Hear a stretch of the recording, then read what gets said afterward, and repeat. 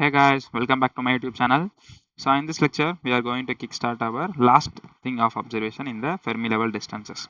So with the mass action law, we know that Np which is equal to Ni square. So let's substitute the value of Np which we got from the density of states and Ni. So let's keep Ni for now and let's substitute N and P formula in order to get it. So if we substitute it, we know that N type formula, the free carrier concentration formula, which is equal to EC minus of EFC minus EF divided by KT. The EF, let's state it as EF, we not name as EFI, let's say because both are same. So product of NV e power minus EF minus NV, okay, so divided by KT, which is equal to Ni square. Okay, so let's group this term at it is in a product. So NC, NV, so from the logarithmic we know that e power A into e power B which is equal to e power A plus B. So e power minus EC minus EF. If we take minus outside, then this will also become EF. This will plus because it already have a negative sign outside. So EF minus NV divided by KT.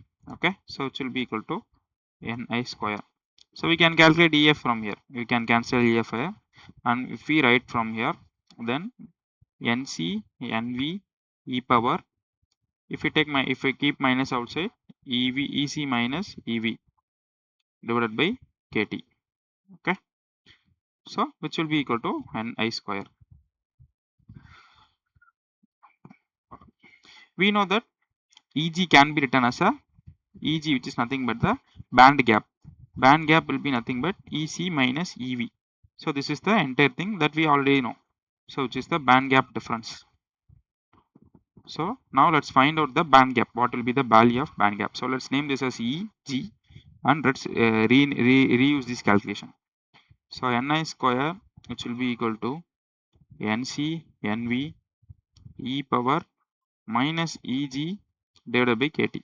Okay, so if we take log and ln, we will be getting into this one. So let's rewrite it. So ln and substitute, we know we have done this many times, right? So same thing. So Et ln of NC NV divided by Ni square. Okay, so this will be the energy gap formula. So we know that this is the entire energy gap. So entire energy gap, the distance will be depends on the carrier concentration Nc, carrier concentration Nv in the conduction valence band to that of Fermi level, intrinsic carrier concentration.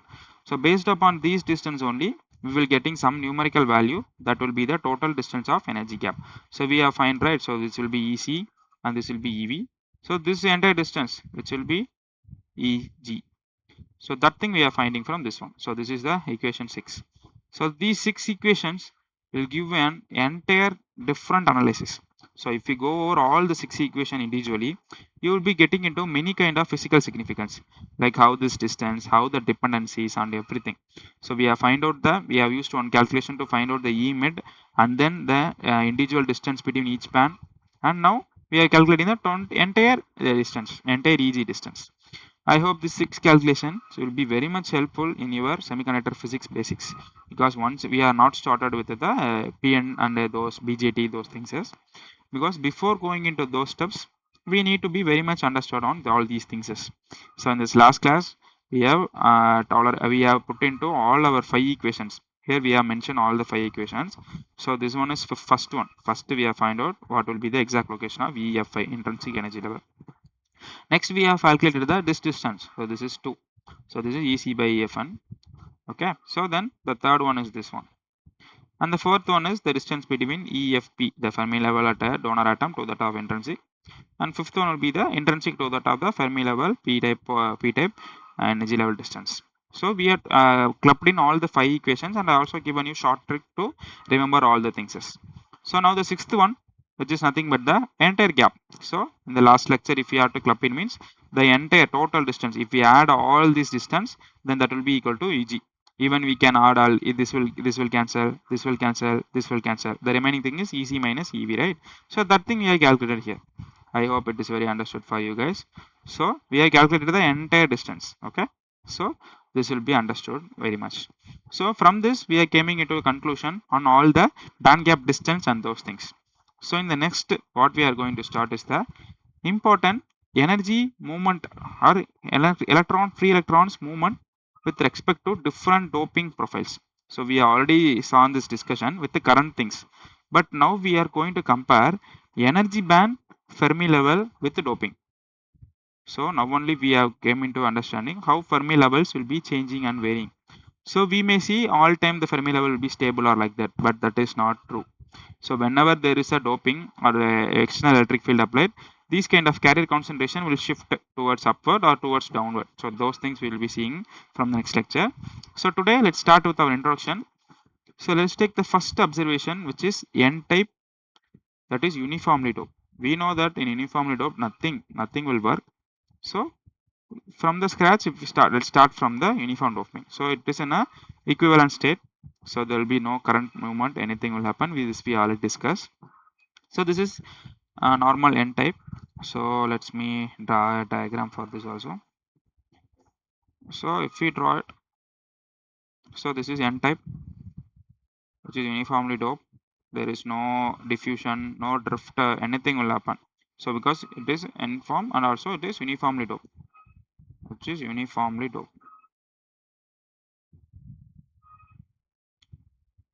Okay, uniformly doped means no diffusion, and then there is no external electric field or an external voltage, so there will be no diffusion also. So let me draw a graph.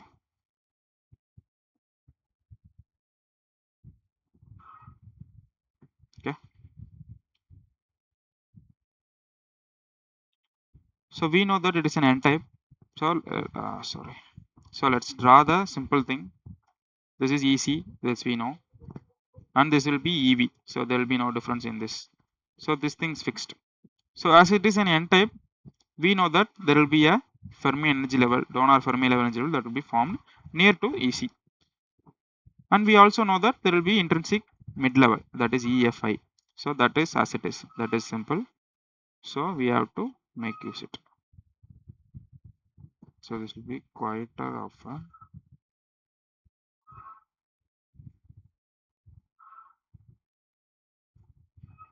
so this will be mid for both things.